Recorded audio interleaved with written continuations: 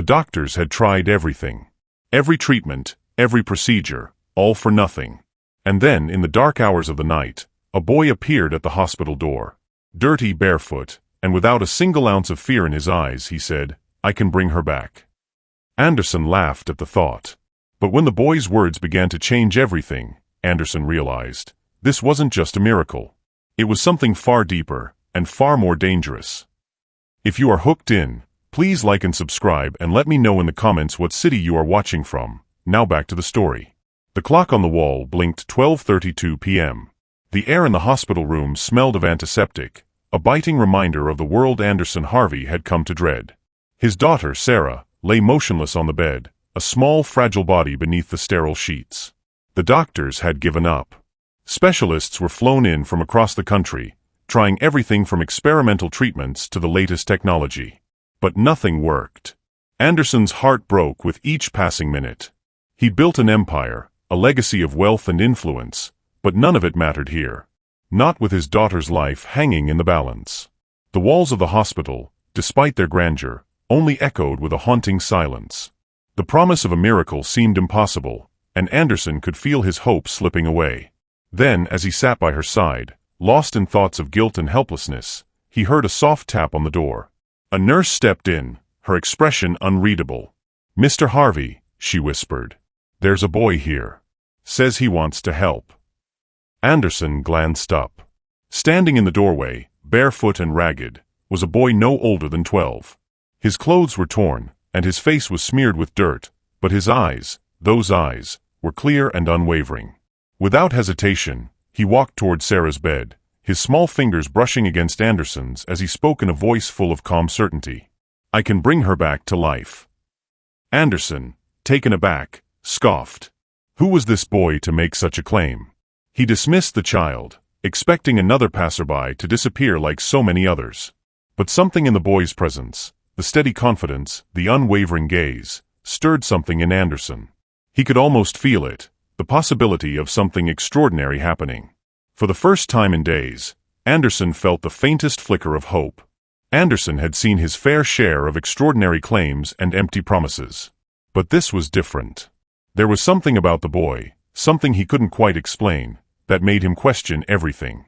It was the first time in a long while that Anderson allowed himself to hope. He watched as Seth placed his hand on Sarah's forehead, his lips moving silently as if in conversation with someone unseen.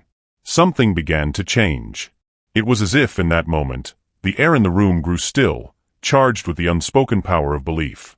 And as Seth spoke to Sarah in a soft whisper, Anderson couldn't help but wonder, who was this boy, and what was he truly capable of? Anderson stood frozen in the doorway as Seth knelt beside Sarah's bed, his small hand resting on hers. The boy's bare feet were caked with dirt from the D.C. streets, his Nationals t-shirt torn at the collar, jeans frayed at the knees. But those eyes, ancient, knowing, held no trace of childhood fear. "You can't just walk in here," Anderson finally managed, his voice cracking. Seth didn't look up. Her heart stopped at 3:47. "She's been gone 11 minutes. Anderson's blood ran cold. The nurses hadn't told him the exact time. "Who are you?"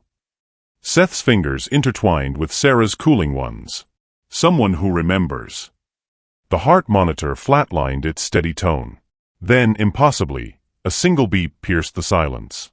Anderson's knees buckled. He grabbed the bed rail as another beep echoed through the room. "What are you doing to her?" he whispered.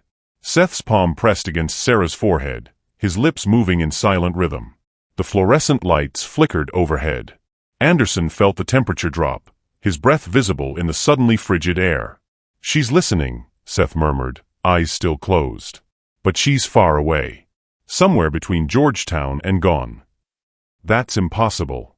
She's not dead. Not yet."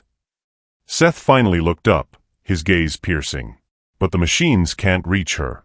She needs something real. Something she loved." Anderson's mind raced to Sarah's bedroom. Her sketchbook. The one she carried everywhere. What does she need? Seth smiled sadly. "You already know." 24 hours later, Sarah's fingers curled around the bedsheet. Anderson lurched forward, coffee spilling across the linoleum. "Did you see that?" The nurse checked vitals, her expression shifting from routine to shock. Her oxygen levels are climbing. This shouldn't be happening. Seth sat cross-legged in the corner, that knowing look never leaving his face. After the nurse left, Anderson turned to him. How? I didn't do anything. Seth's voice was quiet. You did. You stayed. You hoped. That's not enough. Isn't it? Seth stood, approaching slowly. When's the last time you told her you're sorry?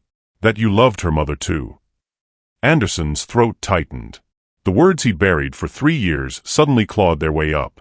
I can't. She's waiting to hear it. 3 a.m. The hospital hummed with distant machines and whispered prayers. Anderson gripped Sarah's hand, his voice breaking. I failed you, sweetheart. After your mom died, I couldn't look at you without seeing her. Every smile, every laugh, it was like losing Jennifer all over again. Tears streamed down his face. I buried myself in work because feeling nothing was easier than feeling everything. But you needed me, and I wasn't there. Sarah's eyelids fluttered. I'm here now. I'm so sorry. Please come back. Her fingers squeezed his, weak, but unmistakable. The monitor beeped faster. Stronger. Seth watched from the doorway, moonlight framing his silhouette. She heard you, Mr. Pierce.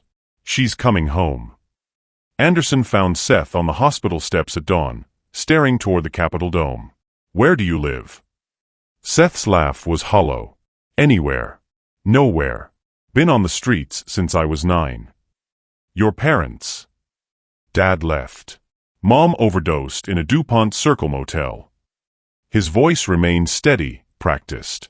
I watched paramedics work on her for 40 minutes. Just like you watched them with Sarah. Anderson sat beside him, the concrete cold beneath them. I couldn't save her, Seth continued. But I learned something that night. Sometimes people need permission to let go. Sometimes they need permission to stay. Is that what you're giving Sarah? Seth met his eyes. I'm giving her a reason. You're giving her home. Day 7.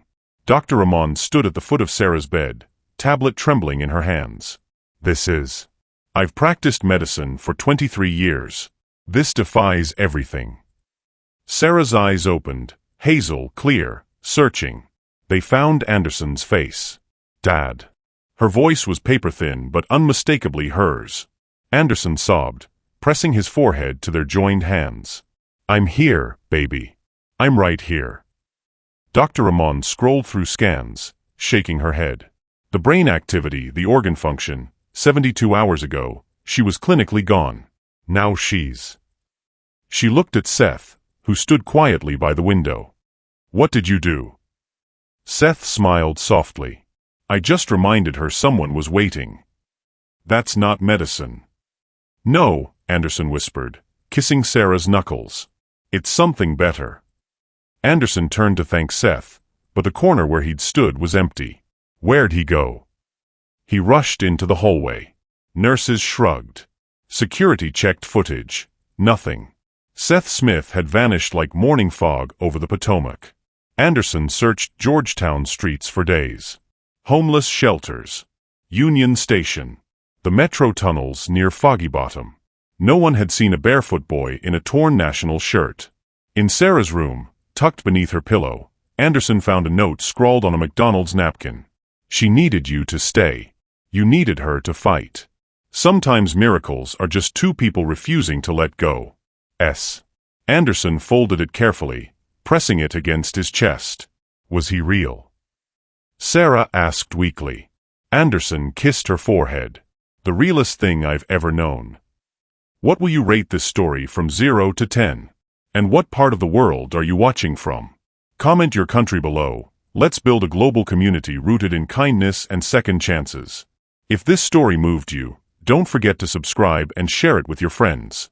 Your support brings us closer to our 1K subscriber milestone and inspires us to keep creating more emotional stories of resilience, healing, and Black excellence. Thank you for being part of our journey. Your presence matters more than you know.